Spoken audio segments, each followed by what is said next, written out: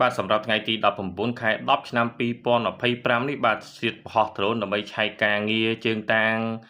លបងបន្តិចបាទពីខ្ញុំបាទជើងរ៉ាស៊ីអសំឡុងទទួលមកការសាងសង់និងជួសជុលផ្ទះ25ខេត្តក្រុងបាទសូមអនុញ្ញាតគោរពពុកម៉ែអ៊ំពូមីងបងប្អូនទាំងអស់ជាទីគោរពក្នុងគណៈថ្ងៃអាទិត្យទី19ខែ10ឆ្នាំ2025នេះដែរក្រុមជាងខ្ញុំបាទចាប់ផ្ដើមជីកជើងតាងកែងលបង4ជ្រុងដើម្បីសិក្សាចម្ងាយម៉ែត្រនៃលបងចែកអជូនម្ចាស់គម្រោងបាទ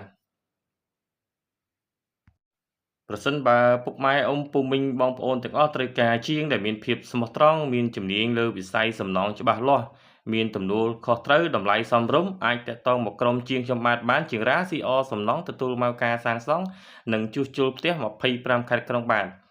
ជាចុងក្រោយនេះក៏សូមជូនពរពុកម៉ែអ៊ំពូមីងបងប្អូនទាំងអស់មានសុខភាពល្អមានសុភមង្គលរកស៊ីទទួលទានមានបានគ្រប់គ្នាបាទសូមជម្រាបលាសូមអរគុណ